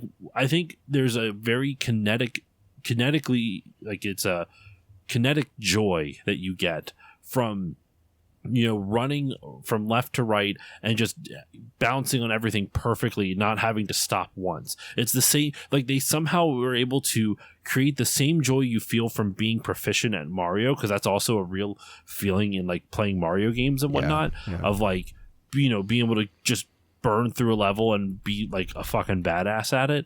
They did it with this too, and it works really damn well. Like it feels good to be able to like one shot a level. It feels really good to do that, and it's cool to see that they were able to replicate that feeling and that emotion in players, but with a different set of mechanics. Yoshi does not control the same way as Mario does not feel the same way as Mario does, but it still has a great sense of like kineticism and just fun, fluid movement and motion. And because even like some of the speedruns, when you watch it, like, and they're moving, they'll like bring up an egg and like launch it off while mid run, or like you can grab an enemy out of midair and then turn it into an egg before you land, and then you just keep on moving. Like it just does. It allows players to go into a flow state pretty effortlessly. Yeah, and it's not easy to pull off. So this kind of stuff is extra impressive, I think. As much experience as I've had over the years playing this, I could never do it to that level. There's no way. I like taking my time too. I don't like rushing through things, honestly. So, just appreciating what the level and what the game's offering me. I'm good with that. Yeah, I'm with you on that. For my own kind of like to touch on some things for myself for the gameplay, because we've already kind of touched on everything that I wanted to for like my points with it. I guess the only thing I can add to the conversation that hasn't really been brought up before, I guess, would just be like, I think it's a game that's, you mentioned at the top of the episode, Dave, like the platforming is really straightforward, run, jump, eat up enemies, that kind of stuff. But I think this game kind of reminds me a little bit like Donkey Kong Country in terms that it's easy to pick up but hard to master. Like when you see like speedrunners of Donkey Kong Country and you see speedrunners of this, like the mechanics that you incorporate to like be good at this game, there's just such a huge variety, and there's so much like cool tricks you can do with things. Like I think even just like throwing eggs at the right angle, using how many puzzles that you have to solve using eggs, and like speedrunners having to do it on the fly. And I just think the sheer amount of ideas packed into this game is just astounding. Like I can't, like, it's not just that you have a platformer with a Mario move set, for lack of a better term, running, jumping, bopping on top of enemies to take them out, but you have a new mechanic of eating and turning into eggs. You then have the mechanic of that mechanic feeding into another, which creates a dynamic of getting eggs to throw eggs at enemies or at different objects, like you mentioned, Eric, with like the clouds with the question marks in it, or this and that. Then you have all the different individual power-ups, which is like 6 of those, and you have the Super Mario power-up. One thing that, speaking of power-ups, that I did not understand until I had already beaten the game, and I'm fucking embarrassed that I did not understand until I had already beaten the game. When you like complete mini games and you get, like, here's a watermelon, here's a fire thing, and then nothing would happen, I was like, what the fuck's going on? Why don't I see it? I didn't realize that you could select like a POW block or something from the start menu. Yeah, and or it could extra do stars and stuff. Yeah. Yep. Yeah. Never realized it. Didn't realize it until the very end when I had like 6 POW blocks stashed up. Yeah, because you can bank 5 or 6 things, I think. Yeah. Down there. Yeah. I honestly, I always forget, because like I said earlier, I never press pause and check things. Like, yeah. I think I've only pressed pause because I'm like, oh, I got to go quickly do something, or I got to, and that's it. But I'm never really looking at it. And I've said this a lot on our show too, where I'm like, well, if you had the manual, it would tell you. But generally speaking, nowadays, we're not sitting there. I mean, you can find them online now, of course. But generally speaking, the first thing I'm not doing is looking through a manual like I did back in the day. That's just not the habit anymore. And if it doesn't tell you in game or in a tutorial or in the menu when you start the game or anything like that, like, it's just not a secondhand knowledge thing, part of the rotation of what you do when you start a new game. So, and it's not super obvious. It's kind of hidden at the bottom of the screen. Yeah, no, it's not very well broadcast, and that's not necessarily like a bad thing. It was once I discovered it, I'm like, oh shit, that's where it went. So that was kind of cool. Yeah, but like I felt kind of dumb that it took me as long as it did to No, realize don't, like, oh, don't. I could have just done this the whole time. Yay. So it was kind of cool that they even carried over like the banking power-ups and stuff like that. But I don't know. I don't have much else to add on the gameplay. Oh, actually, no, sorry. One thing we absolutely have to talk about. I think the most creative aspect of this entire game are its boss fights. Oh yeah, they're so cool. I love them. Oh, they're so fun. They're all so different. They're all so weird. Yeah, and any standouts that any bosses that stand out to either one of you guys. I'll start off with you first, Dave. Like any bosses that you want to highlight, anything that just because we're not going to name every single one, obviously, but like, what are just some ones that like really stick out to you that like you found yourself enjoying? Early ones for the most part, I would say, because maybe they're not that difficult or I'm used to it, but I really like just in general the characters of those guys that bounce around, and I can't remember what the name of the enemy is, but they're just balls and they have like overalls on or something like that. But every time you hit it, his pants get lower and lower and lower, and then when you defeat him, he has no pants and he just like flies off like a balloon, like.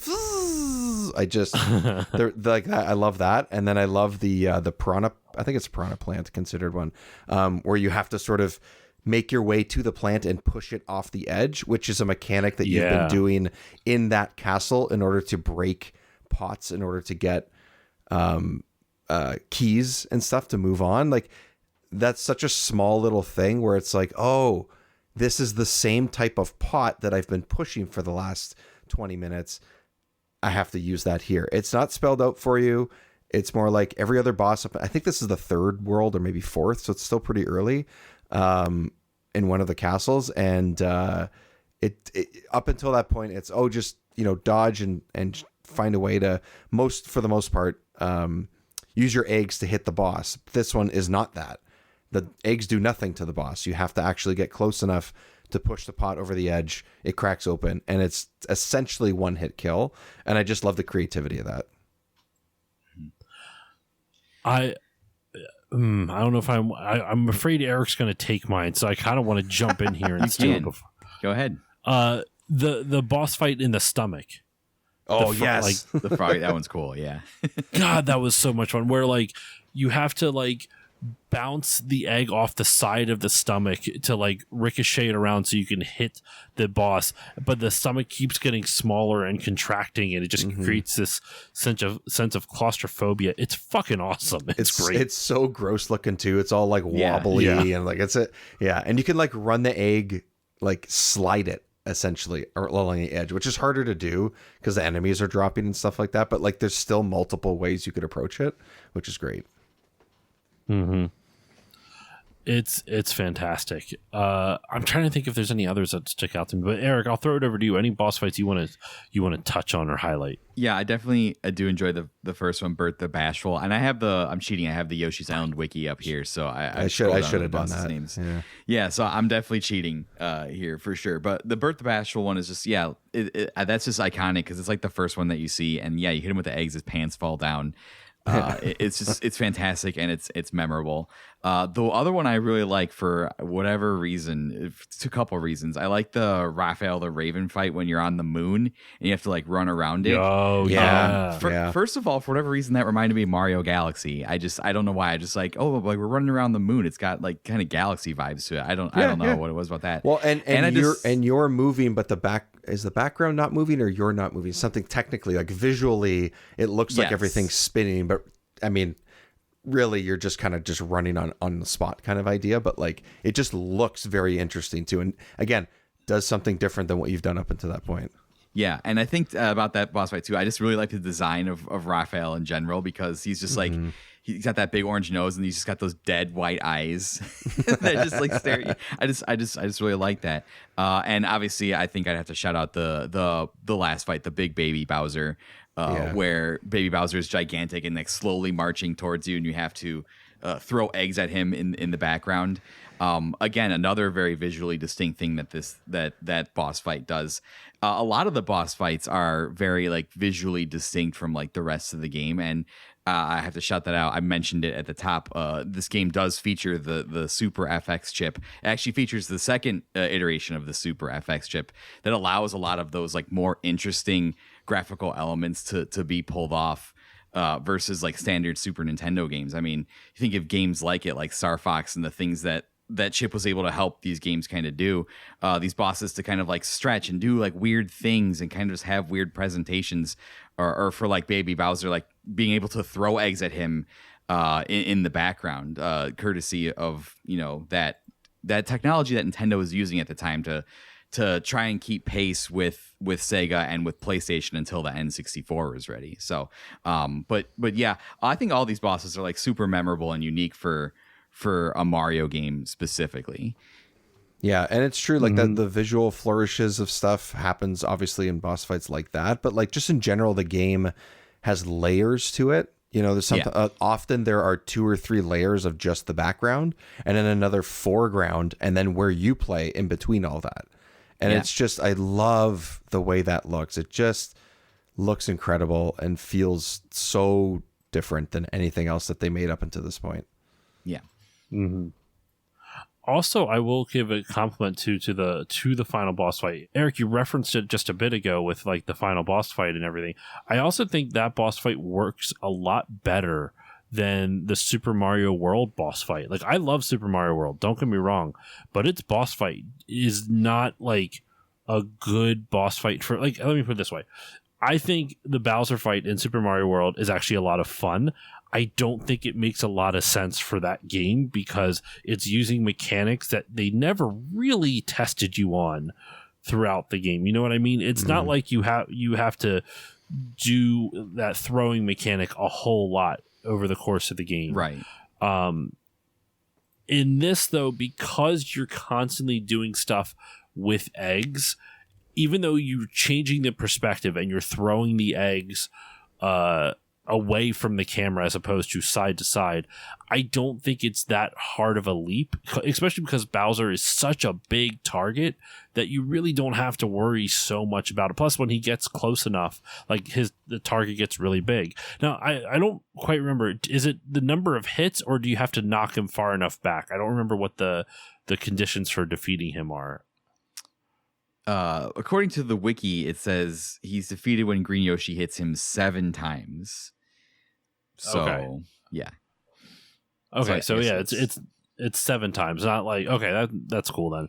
So yeah, I just I like that boss fight a lot. I think it's a really good final boss because every boss that you've encountered so far is testing you on a different type of mechanic in the game, whether it's even just pushing boxes. There's like the vase one that you mentioned, Dave.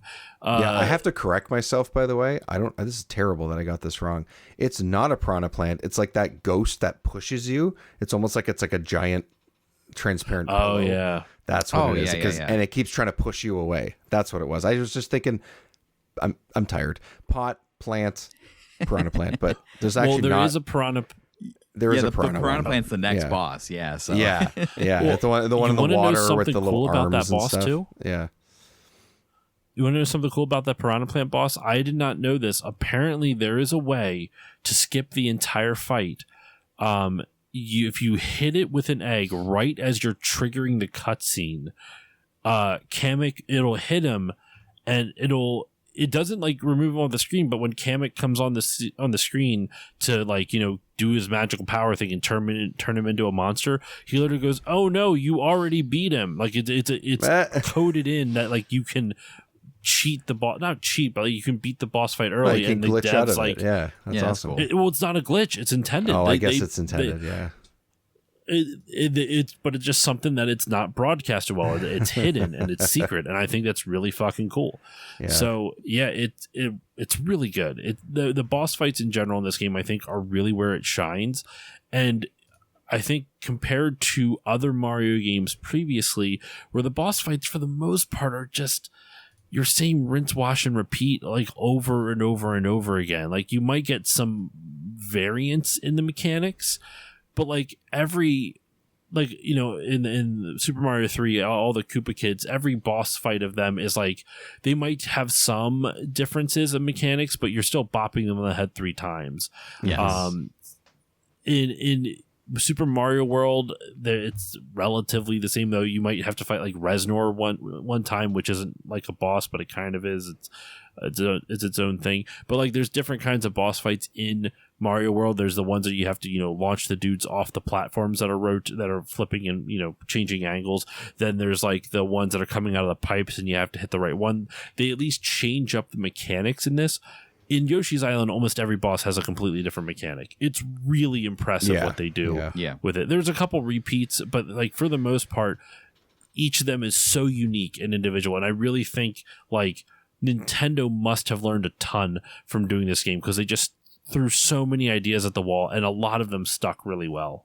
Yeah, and you can see that these different ideas and approaches to stuff like bosses, for example, carries over into like Mario 64, for example, and what we've gotten on, you know, in the last couple of more recent ones as well, where it's like, oh, well, we can do different things all the time, and it can feel a little bit different. And obviously, those are 3D games, but like, why have the same mechanic or same general mechanic to defeat when you can just have a little bit more fun with it, or try to do something more wacky and stuff? Like, why not? It's a Mario game. Let's just go weird. And that's the other thing. This game might look slightly childish in some ways on the surface kind of thing, but like, it's also really weird. It's also really strange. And I love that.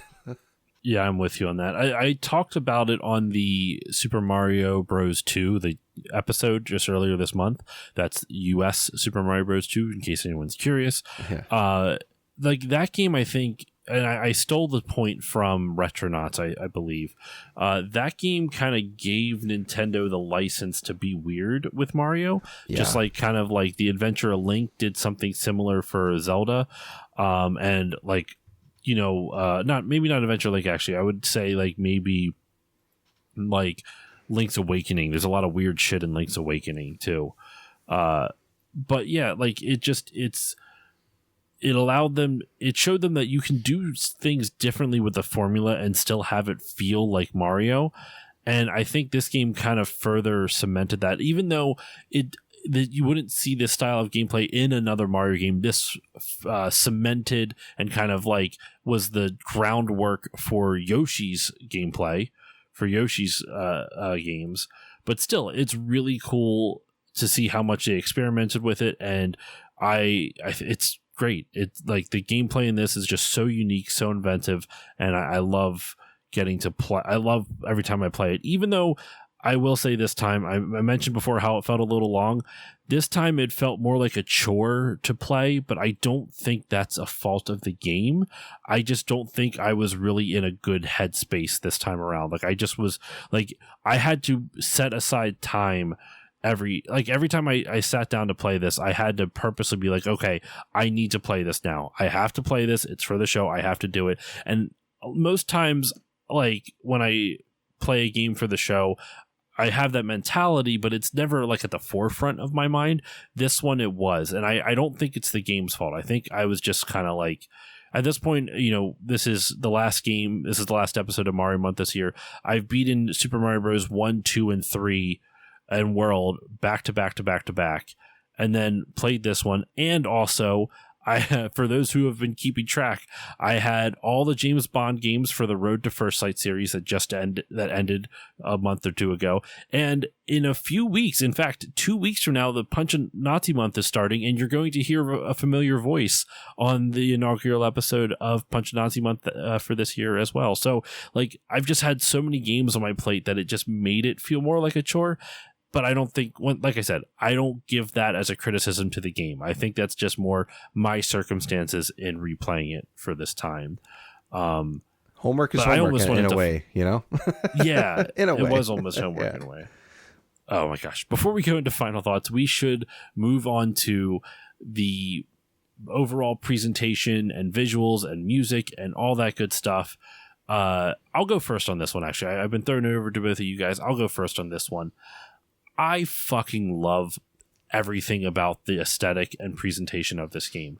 The music is amazing. The visuals are amazing. I love the design of it. I love how it looks like a children's book. I know that's what they intended for, but it works really well. It's so colorful, it's so vibrant. And I know, like, one of the things that, like, they, you know, when you look at the comparisons between the 16-bit consoles, between SNES, between Super Nintendo and Genesis, like, Genesis colors for the most part always felt a little bit more vibrant to me, and Super Nintendo had some slightly more muted colors, like lots of pastels and stuff like that. Not all the time, of course, but like Mario, I think, is always very bright and colorful. But this game just flies in the face of that perception. Like, it really just, it is a beautifully colorful game. It is so gorgeously illustrated. Just everything just feels like hand drawn, and it's wonderful. And the soundtrack, like I said before, is great. I love hearing remixes of this game. Like, just, there's so much that I really love about how this game looks and feels, and I don't think I can compliment anymore. I think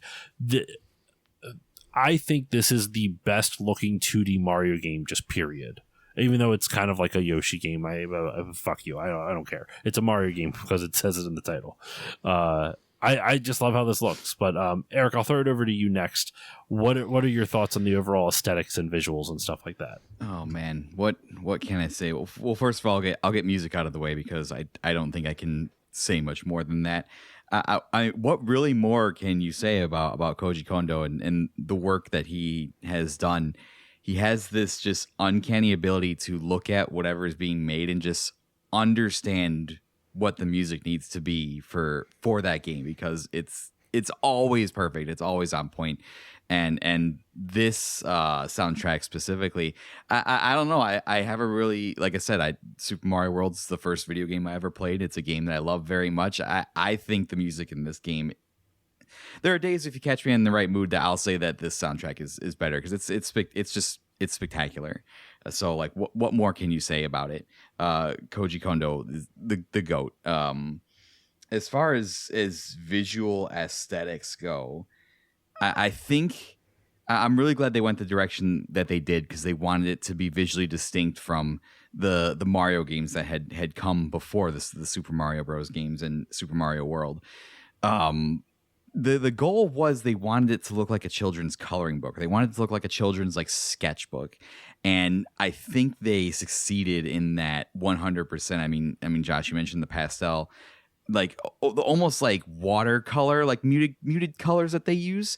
Mm-hmm. It's absolutely spectacular. And then how everything's outlined in like these big like black lines. It makes it feel hand drawn. It makes it feel hand colored. And this game sets the visual aesthetic for all future Yoshi games going forward, because all the future Yoshi games after this would have that kind of like handcrafted aesthetic. I mean, they would really lean into that with like Yoshi's Woolly World or Yoshi's Crafted World. Like it's literally crafting. Well, and then the one right after this is Yoshi's Story. It's almost exactly the same. And it's a 2D game, right? And it's literally a storybook. You're literally playing through a storybook. So I think that it was just so successful that they were like, well, the Yoshi games have to be this now. And that's not a problem, because even like Yoshi's Woolly World, like that game looks really spectacular, the way that everything is like woolly, and it's just, it's incredible. So yeah, I think they settled on, they wanted to do something different for this last iteration of Mario on the Super Nintendo, the last platformer. And it landed on this. And to me, this is one of the, I love the way a lot of the games look on the Super Nintendo. They have just a classic, like 16-bit retro look that I just associate with retro video games, whether it's Super Mario World or, the JRPGs that define the SNES from Final Fantasy VI and Chrono Trigger. Like all those huge games that you think about when you think about 16-bit visuals. This is one of the most unique and one of the top, if not the top looking game probably on Super Nintendo. It's absolutely spectacular. Like I cannot praise it enough. Yeah, like what more could I possibly say? It looks great. It sounds great. And that's the ingredients, right? That's the goal, and they succeeded. Absolutely. Dave, throwing it over to you to wrap up this section of the episode. Yeah, honestly, when it comes to this game, as much as I obviously enjoy playing it, the first thing that always comes to mind is the presentation. It's maybe it's not always the music. Maybe the music's not the first thing, but then the visuals are, and then it's vice versa the next time I think about it. So like every single time I think about this game, that is the number one thing on my mind. And it's just the little touches that I've mentioned over the course of this episode. I'm watching, I have like a long play in front of me right now as we were talking about this and as you guys were just talking, and like even the little thing like when Yoshi's in the water and I'm not listening to the sound, but I can just hear the little like touches of him like fluttering his feet in the water. Like it just works. Everything in this game just works for me across the board. And one of the stories that I was wanting to tell is perfect for this because I hadn't had Switch Online for a little bit because I was like, well, I have a little kid. I'm not going to have that much time to play online for things. I'm just going to kind of cancel my online subscriptions or whatever. Now I have NSO and I'm able to listen to it on the music app. And I was like, oh, this will be great for the kid because then I can like listen to music that I know I love and he can listen to it with me in the background. It's, it's not super hyper and not going to get him all worked up and whatever. And it's going to be and this was, everyone sends out their year-end music listening things or whatever. This soundtrack last year was the one that I listened to the most on the Nintendo Music app. And it probably wasn't, it doesn't tell you how long you did compared to others, but it probably wasn't even a competition, honestly. I have this on still all the time. A couple times a week, I probably play a couple songs from this game. It's just amazing. And again, all the little sound effects from Yoshi, even the crying from Mario, I'll take it any day. And like I said earlier, the visuals of it have literal layers, and I just love those little touches. Like you guys said, I really don't know if I could say anything else that hasn't been said other than just the same thing over and over, that it is amazing and awesome. The music, he just hit the goal. I can just hear the goal. Oh my God, I love it. I also love how so much of the music kind of fits in with Yoshi's chaotic nature. So like I think Yoshi's flutter step is one of the most chaotic. Like this game, when things go wrong, everything goes wrong at once. Yeah, it snowballs. You lose Baby Mario, he starts crying, so you already have that extra stimuli just piercing into your ear. And then there's like 6 different enemies and you're trying to reach Baby Mario before he fucking gets kidnapped. But then another enemy pops on screen and stuns Yoshi momentarily. And it's just nothing but like pure panic mode. Oh my God, the amount of times I just go to pure panic mode when that happens. Oh yeah. But then like even the music for like that, those are bad parts, but when you beat a level, it's almost like all the stuff that happened before is like manic bad. This is like the manic good side, where like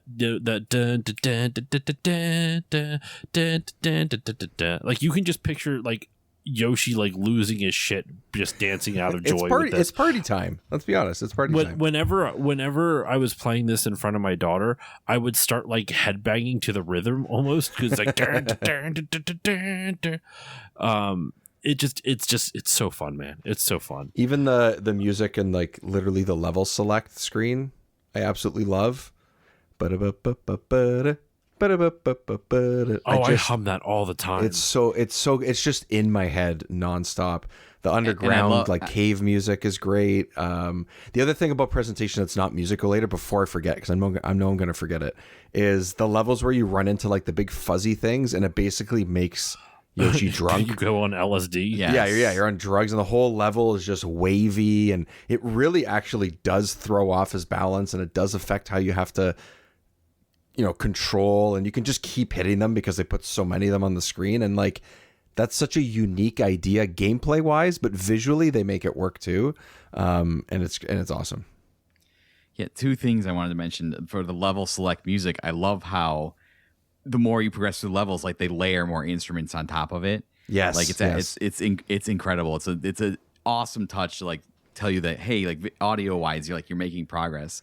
And then, in terms of like just some of the stuff that's happening on screen, again, I have to bring up that Super FX chip with the, like you said, it makes you like high when you run into the soft fuzzy guys and like the screen's all distorted, or like the bad guys like stretch or shrink or spin around or turn. They're like literal 3D objects in the environment, like spinning platforms or stuff that like falls from the background into the foreground. And it's not like it feels out of place, because it's like, oh, if they put 3D objects in a 2D game, you might feel like that kind of feels out of place. No, like it works perfectly. So I would have to mention that the extra strength that chip gave them was definitely put to good use in the art direction they were going for in this game. Yeah. I know for a while it was speculated that one of the reasons that we couldn't get, because Yoshi's Island wasn't available anywhere, like on storefronts for a long while. The only way you could get it was through the original game. I wonder if part of that was just trying to decipher the SFX chip, that was put in there, the special effects chip. So I don't know, but let's move into our final thoughts on this. We've already kind of like danced around it a little bit with it anyway. We've been kind of going all over the place and kind of alluding to final thoughts. I'll go first and I'll send it over to you, my guess, for the final word.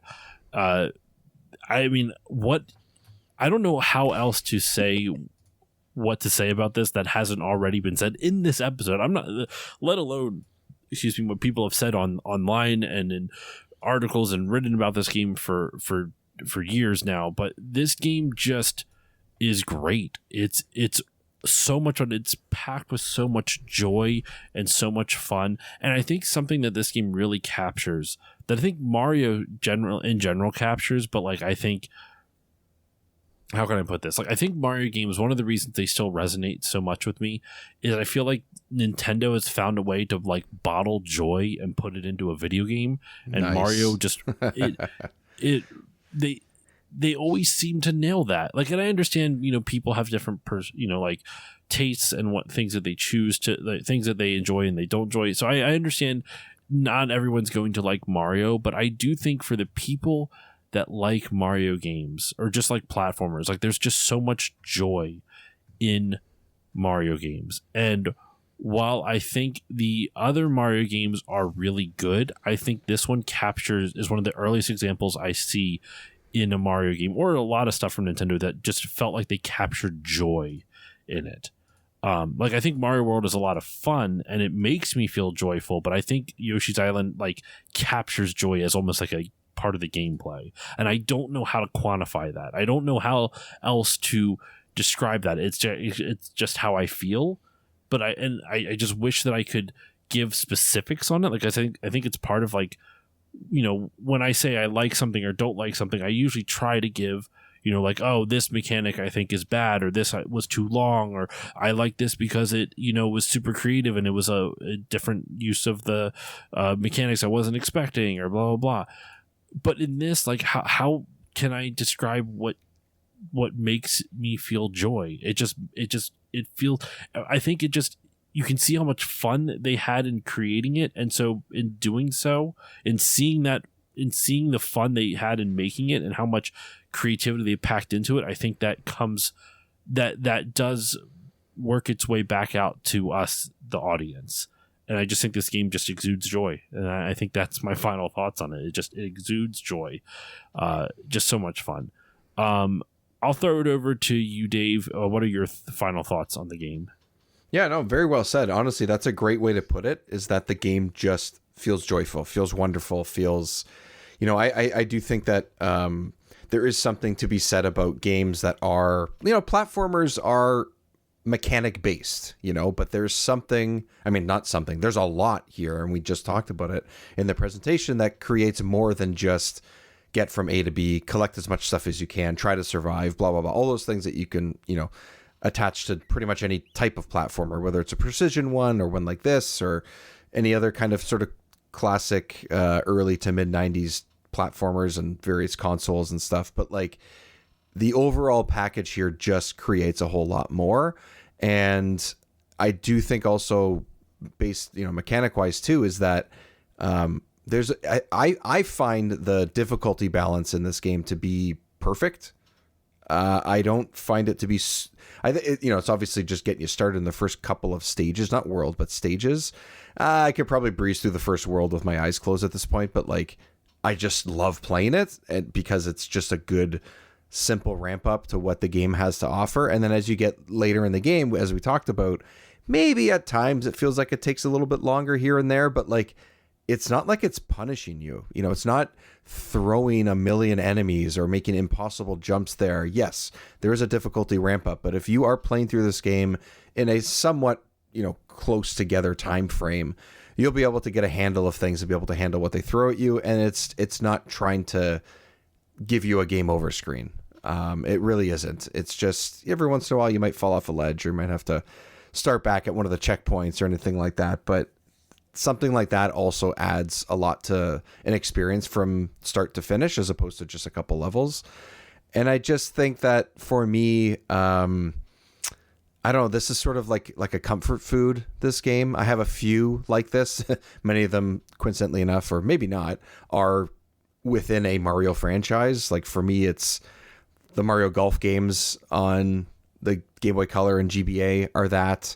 Mario Tennis on an N64 is that a little bit.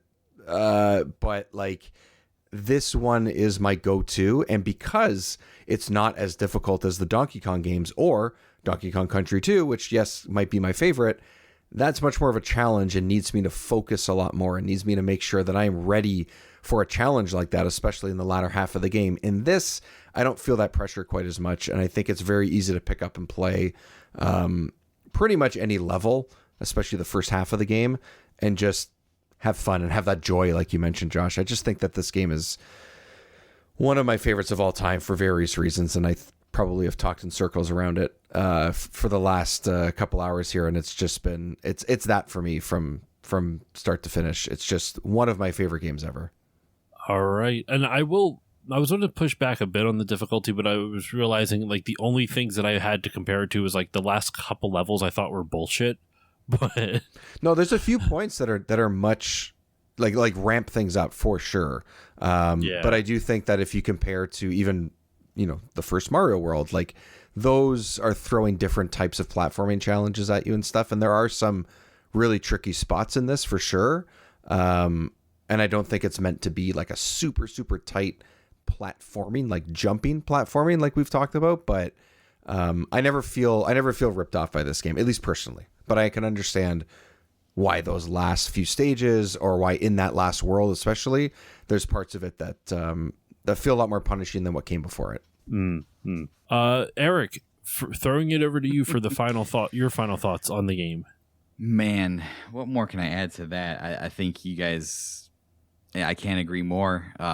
Joy, bottled joy is such a beautiful way to describe this game because that's exactly what it is. I will also preface everything I'm going to say. I have a lot of bias towards Mario games. I love them so much. It's very difficult for me to be objective towards them, just because they mean so much to me, and Yoshi's Island is included in that. The beautiful thing for me regarding Yoshi's Island is that I've only come to appreciate it more the older I've gotten and the more that I've engaged with it. My appreciation for it has grown, especially just kind of thinking everything that was going on when this game came out and just kind of like what the situation was, and like learning more about the history of Nintendo and what Sega was doing. And at this time the Sega Saturn's out, the PlayStation is out, we're moving to the age of 3D. That's where video games are very clearly going. Nintendo's just trying to hang on until the Nintendo 64 is able to get to market because they're already behind the Saturn and the PlayStation.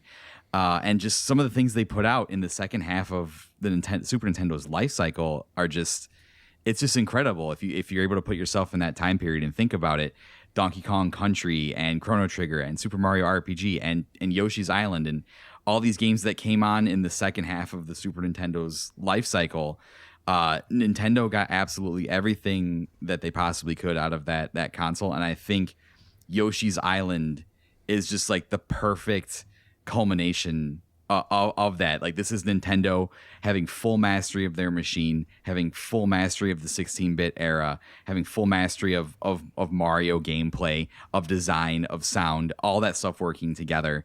It's just them firing on all cylinders. And I think this game is beautifully poetic in a way too, because after the N64 came out, they released a like more slimmed down, like cheaper to produce version of the Super Nintendo, and Yoshi's Island 2 was the game that was packed in with that. So and that was the game that was packed in until they discontinued making Super Nintendos. So I think it's just kind of poetic that we started the Super Nintendo with Super Mario World 1 and we ended it with Super Mario World 2 Yoshi's Island. So yeah, this is just it's an incredible game, and I think at the time people were looking ahead to like more look at the age of 3D, but I think as people go back and play this and experience retro video games, I think you'd be stupid to play this and not realize that for the 16-bit era, this is one of the quintessential 16-bit video games. I really think it is. So with that praise, let's wrap this up and go home, because it's incredible. And if you're listening at home and you've never played Yoshi's Island, like, stop what you're doing and go play it. Seriously. What are you doing? It's worth it. What are you doing? Yeah, seriously. I mean, it's Do you on live on an island? Yeah, Yoshi's Island? Go play it. It's on the Nintendo online subscription if you get it. I mean, it's worth it just for that. So yeah, it's an incredible game. I think that's a great way to leave off the episode. And I think all three of us had really different ways of approaching our final thoughts for this game. And I think that just speaks to how good this game is. It's fantastic. But that will do it, y'all. That's it. That's all I got for you for Mario Month. Almost every Mario Month episode is over 2 hours long. I think the shortest one I just uploaded it was like an hour and 48. So y'all are getting a lot of content for Mario Month this year, and this was the one. This was the cherry on top. So thank you all so much for listening. Thank you for being a part of Mario Month, and a huge thank you to Eric and Dave here for being a part of Mario Month again this year. They've become Mario Month staples.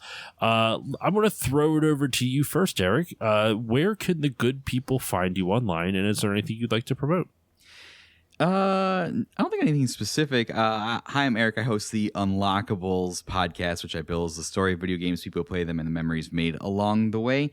I don't know if it came up in this episode. I don't remember. We've been sitting here for a while. I recently had my third child, so content is on a bit of a hiatus right now. But I do have over 100 episodes of the podcast in any podcatcher feed if you want to go check that out. linktr.ee/Unlockables podcast has all of like my links and stuff to how you can engage with me, Discord server, social media, all that fun stuff.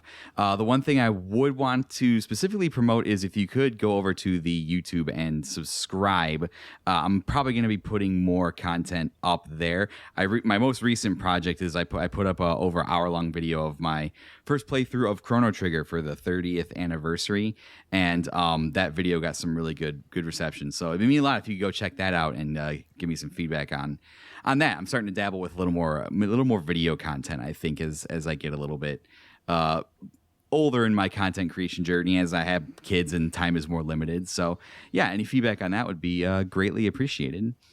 All right, I will include links in the show notes for all of that stuff, for Eric's video content, for his podcast, for all that stuff. Dave, what about you? Where can the good people find you online? And is there anything you'd like to promote? Yeah, Remember 64 on your podcast feed, so in audio form, where we're covering all the games on the N64's library, no particular order. For the most part, we're just like, yeah, we feel like playing this right now, or we try to match up with an anniversary, for example, of when a game came out. Or, of course, like when you guys were on, it's like, hey, what game do you feel like playing? All right, let's tackle that. So no particular order. One of the ones that we are trying to match up with an anniversary, though, as you are listening to this in Mario Month, it is also the anniversary, very close to when this will be out, if not right on, actually. Conker's Bad Fur Day is hitting its anniversary point. Yeah, so that's going to be a big one for us. Trying to tackle everything we can with that. There's a lot to talk about, obviously a lot to play, but there's a whole, like, I don't even know what you want to call it. It's not community. It's more just like this the stories around it and the myths and then this and that. Like it's a wild story to get to that game, and it's gonna be fun to replay it. So we're gonna go through that, and that's probably the most recent big shout out for an episode that I could talk about. But I also have all the videos of a video form of the podcasts on YouTube as well. Remember 64, though I think if you just search Remember 64, it shows up pretty close to the top anyway. All the episodes are recorded and sometimes live as well, and are put up on YouTube. And every once in a while, when I have a silly idea for like a short, or I cut a piece from one of the podcasts, I also throw that up there as well. So podcast feeds and social media and YouTube, Remember 64. I will include a link for all that in the show notes as well. And listeners, I have been on both of these podcasts a bunch of times, and they are fantastic. And I'm not just saying that because I was on it. They are both fantastic shows. But please go check them out. It's some great stuff over there. As for myself, you can follow me on Blue Sky at stillloadingpodcast.com, on Instagram at stillloadingpod, on Twitch at stillloadingpod, where I stream whenever the hell I'm able to. It just really depends on my schedule. As all three of us here are dads, our schedules, we all know our schedules make no goddamn sense. So it's almost impossible to figure out when I'm able to stream. I want to plug streams and stuff too. Then I always have to say, like, I don't know when it's going to be. You never know. You just you're never gonna know. I've been trying to stream the next game so at the time we're recording this, it's still like a month and a half out from Punch the Nazi month, and I still have 2 of those games left to beat. One I can't stream because it's on a PS3 and it won't let in the fucking protection won't let my capture card won't accept the video signal, piece of shit. I even bought an HDMI video splitter because that supposedly fixes the issue, and it did before, and it's not now for some reason. I don't know why. Anyway, but I've been trying to start a stream of one of the games that I can stream, not the PS3 one, but one of the games I can stream, and I just don't have time. I keep finding other things to do off stream, one of which is playing the other game that I can't stream. So, there you go. Anyway, I just stream whenever the hell I'm able to. If you want to support the show, you can do so in a number of ways. You can give it a 5-star rating or review on whichever podcasting app you use. It helps more people find the show when it pleases the algorithm gods or some shit like that. You can also support the show over on Patreon, patreon.com/stillloadingpod. For only $1 a month, you get all the episodes a little bit earlier with better audio quality, as well as access to patron voting rights, which help guide the direction of the show. And fun fact, Dave's co-host from Remember 64, Jiggy Lookback, he is going to be on next week's episode on Perfect Dark, which was a patron chosen topic. I actually recorded that with Jiggy like 10 days ago, just about. So, nice. For only $1 a month, you can also help choose future topics for the podcast. For $3 a month, you get everything I mentioned at the $1 tier, plus patron shoutouts, which you heard at the beginning of this episode. For $4 a month, you get all of that, plus 2 mini bonus episodes every month, which there are over 100 of now. And for $5 a month, you get everything. You get all the previous tiers, plus access to my monthly movie podcast, which the name of that podcast changes depending on the theme of the movies we're watching. It started out as Still Bonding, where we covered all the James Bond movies. Then it was Still Family, where we covered all the Fast and Furious movies. And finally, we're up to Still Muppeting, where we're covering all the Muppets movies. Me and my buddy Doug from the Nostalgia Marcanum podcast are going through a large swath of the Muppet, all the Muppet movies, and a couple non-Muppet movies. We just recorded Dark Crystal, which should be out by the time this episode comes out on Patreon. But that's all over at the $5 level. Oh, and I guess I have a tagline for each of these. The Still Muppeting one is the only Muppet movie podcast where me and a bunch of friends play the music, light the lights, and we talk about the Muppets on Still Muppeting tonight. And that's, like I said, all over at the $5 level at patreon.com/stillloadingpod. But that's it. That is all the time I have for you on this episode of Still Loading. Thank you all so much for listening. Eric and Dave, thank you once again for joining me. Happy to be here, sir. Always a pleasure, Josh. And with all that said, listeners, I will see you all next time.